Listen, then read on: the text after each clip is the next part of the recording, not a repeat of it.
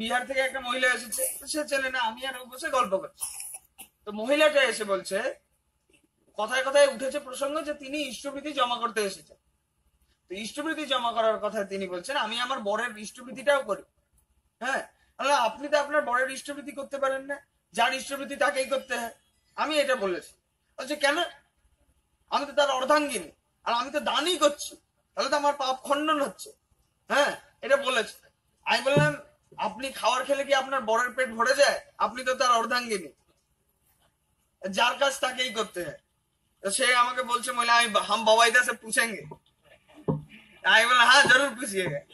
আর আমি আর প্রদীপে তারপরে বসে বসে হাসছিলাম কিছুক্ষণ। তো এরকম ভাবে কথা বলা যায়। তারপরে ধরুন, মুজফ্ফরপুর বলে একটা জায়গা আছে, জানেন? আমাদের প্রথম ঋত্বিক দাদা, যিনি ওই অঞ্চলে কাজ করতে যান অনেক আগে, তো তখনকার, এখন তো পকেটে পকেটে ফোন আছে, তো তখন ট্রাঙ্ক কল করতে হতো। তো সে ট্রাঙ্ক কল করেছে ওইখান থেকে, অনেকদিন ঘুরেছে দীক্ষার জন্য, একটা দীক্ষাও হয়নি। খুব কষ্টে সে একটা এজা মঞ্জির বিক্রি করতে পেরেছে। সে এজা মঞ্জিরটা বিক্রি করে দেওঘরে ফোন করছে, 1 এজা মঞ্জির সোল্ড, মুজাফরপুর কঙ্কার। মানে একটা এজা মঞ্জির যে আমি বিক্রি করতে পারলাম, এটার জন্য পুরো মুজাফরপুরটাই আমাদের কবজা হয়ে গেল। একটা লোক এজা মঞ্জির খাবে, এজা মঞ্জির খেয়ে বলবে, বাহ ওষুধটা কি ভালো, কোথা থেকে এসেছে, কে বানিয়েছে, এর গুণাগুণ গুলোকে অন্যকে বলবে, সে খোঁজ করবে, এই করতে করতে ঠাকুরের ব্যাপারে জানতে পারবে, আর আস্তে আস্তে পুরো মুজাফরপুরটা দখল হয়ে যাবে। আর এই যে বাবার দীক্ষা ট্যুর হচ্ছিল, মুজাফরপুরে 1300 জন দীক্ষা হয়েছে। এইগুলো হতে থাকে। এরপর আরো কিছু কথা আছে, আমি টুকটুক টুকটুক করে যেটুকু মাথায় আসছে আমি বলতে থাকি। হ্যাঁ,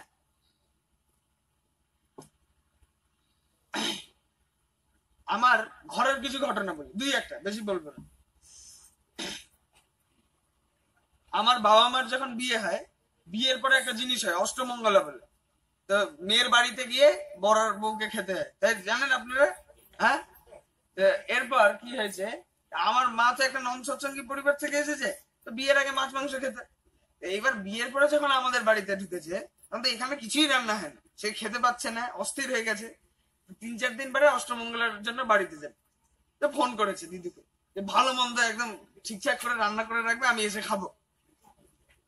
তো বাবা আর মা গাড়িতে করে রওনা হয়েছে। তো বাবা মাকে বলছেন, একটা জিনিস চাইবো, তুমি কি দিতে পারবে? তো মা বলছেন যে কি? তো বিয়ের সময় মেয়েদের পরিবার থেকে ছেলেদের পরিবারকে কাপড় জামা, হ্যাঁ, চেন ঘড়ি এসব দেয়া। তা আমার দাদু আমার বাবাকে কোনো ঘড়ি দেয়নি। তা আমার মা ভাবছেন এই বেটা ঘড়িই চাইবে। তারপরে বাবা বলছেন, তুমি পারলে এবার বাড়িতে গিয়ে না মাছ মাংস খেও না। হ্যাঁ, এবার মাছও রান্না করার কথা বলে রেখেছেন। এবার দুইজনে মিলে বাড়িতে গেছে। এবার আমার মার যে মা, হ্যাঁ মার যে জেঠিমা, তার বলছে সব কথা পরে শুনতে হয় নাকি, একটু তো খেলেই চলে। হ্যাঁ, তা আমার মা বলছেন যে আমার বর আমার কাছে প্রথমবার কিছু চাইলে তো যতদিন পারবো রাখার চেষ্টা করবো। তা আমার বাবার প্রেমেই হোক, ঠাকুরকে ভালোবেসেই হোক, তিনি ত্যাগটা করতে পেরেছেন।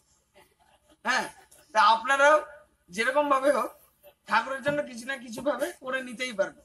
আর একটা সময় এসে দেখবেন যে সেটা যার জন্য হয়েছিল তাকে ঘিরে না, ঠাকুরকে ভালোবেসেই সবটা করছে।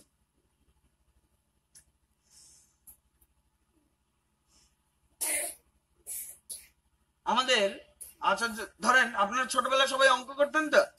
হ্যাঁ, ছোটবেলায় সবাই অঙ্ক করেছেন। এইবার অঙ্কের একটা ফর্মুলা, a+b² ঠিক আছে? এইটাকে একটা কাগজের মধ্যে লিখে ফটোতে ফ্রেম করে দেওয়ালে টাঙিয়ে দিন ধূপ ধুনো দিয়ে। আপনি কি পরীক্ষায় পারবেন? জিজ্ঞেস করছি আপনাদেরকে, পারবেন? হ্যাঁ, প্র্যাকটিস করতে হবে না?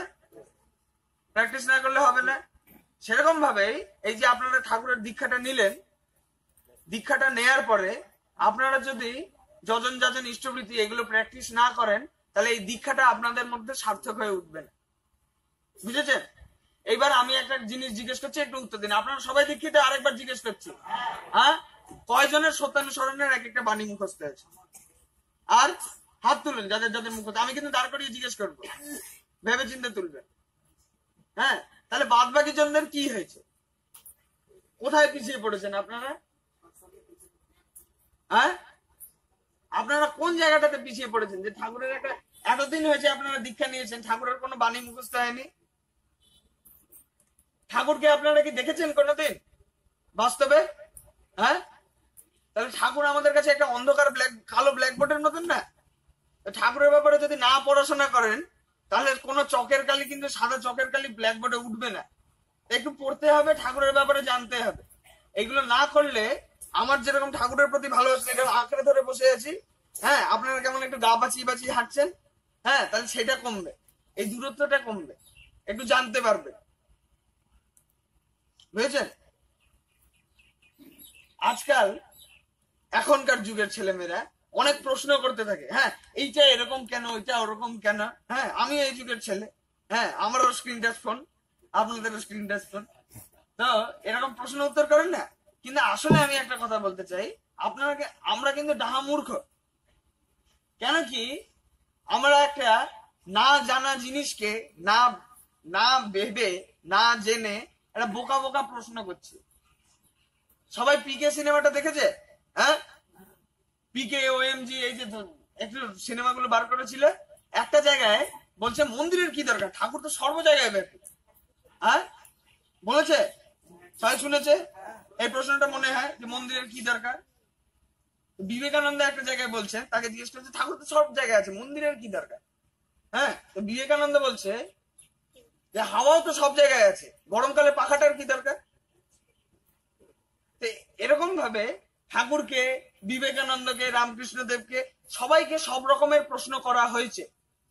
ঠাকুরকে যে প্রশ্নগুলো করা হয়েছিল, এই যে আপনাদের বই আছে আলোচনা প্রসঙ্গ, ইষ্ট প্রসঙ্গ, নানা প্রসঙ্গ, এই যে বইগুলো আছে এর মধ্যে দেওয়া আছে, কিন্তু আপনাদের কোনোদিন মস্তিষ্কে তাগাদা পড়েনি যে খুলে পড়ি, তাই আপনাদের মাথায় আবার ওই আগরুম বাগরুম প্রশ্নগুলো বারবার উঠে উঠে আসে। তাই একটু পড়ে দেখবেন, পড়ে আগে বাজিয়ে দেখবেন যে কতটা আছে, তারপরে এইগুলো করবেন, বুঝেছেন? আর আচার্য দেবদাদার ইচ্ছা যাতে দীক্ষা বাড়ে, ঠিক আছে?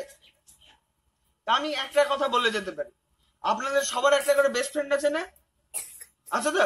ভালো বন্ধু যাকে আমি সব কথা বলি, সবার আছে কেউ না কেউ। সে কিন্তু আপনার কথা ফেলে না। হ্যাঁ, তাহলে শুধুমাত্র তাকেই যাজন করুন, শুধুমাত্র তাকেই যাজন করুন। আপনার কথা শুনেই হোক, কিন্তু সে ঠাকুরকে মানবে, আর তাকে মানিয়ে রাখাটা আপনার দায়িত্ব। কেন কি যজন যজন ইষ্টবৃত্তি যদি না করেন তাহলে আপনার দীক্ষাটা কিন্তু সার্থক নয়। আমি আবার বললাম, অমৃত শব্দটা সবাই শুনেছে? হ্যাঁ, অমৃত খেলে অমর হয়ে যায় মানুষ, সবাই শুনেছে? হ্যাঁ, পিছন দিক তো সাগর মন্থন থেকে অমৃত বেরিয়েছিল, ঠিক আছে? সমুদ্রের থেকে কি বেরোতে পারে? মাছ বা নুন। তো টাটা সল্টের অ্যাড দেখেছে কোনোদিন?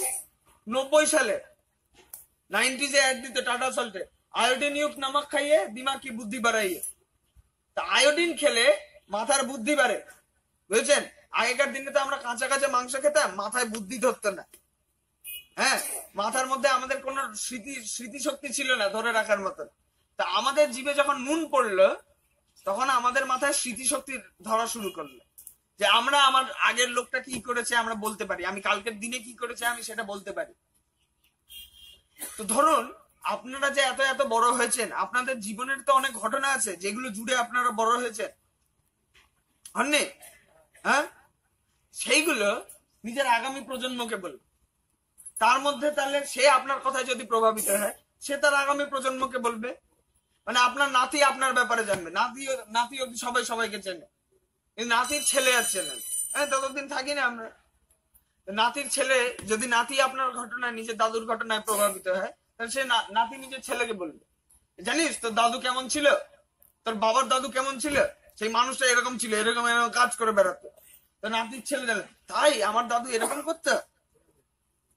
তার দাদু তার মধ্যে জীবিত থাকে, আর তার দাদু এরকম ভাবে প্রজন্মের পর প্রজন্ম যতদিন তার ঘটনাটা মূল্য রাখবে, সে ততদিন অমর হয়ে থেকে গেল। ঠাকুর যেরকম আজও আমাদের মধ্যে সবার মধ্যে অমর, সেরকম ভাবে আপনারা চাইলে নিজেদেরকে অমর করে নিতে পারেন। সব বাবা মার অসুবিধা, ছেলে চঞ্চল, ছেলে মেয়ে পড়াশোনা করছে না। আমি একটা কথা বলি, আপনারা তো জীবনে বড় হয়েছেন, আপনাদের জীবনের সেই শিক্ষণীয় ঘটনাগুলো তাদেরকে বলতে হয়, যেইগুলো দিয়ে আপনারা শিখেছেন, যেগুলো দিয়ে আপনারা নিজেকে বোধ করেন যে এই ঘটনাগুলোর জন্যই আমরা বড় হয়েছি, এই ঘটনাগুলো বলতে হয়। আর যারা সন্তানেরা, তারা এই ঘটনাগুলো মা বাবার কাছে শোনার আগ্রহ রাখতে হয়। ঠিক আছে? এইবার একটা ছেলে একদিন হঠাৎ করে সিগারেট খেয়ে বাড়ি ফিরল। ঠিক আছে? বাবা মাটা গায়ে হাত তুলে দিলে, হ্যাঁ দুটো চরখা, সিগারেট খেয়ে এসেছিস, নষ্ট হয়ে যাচ্ছিস,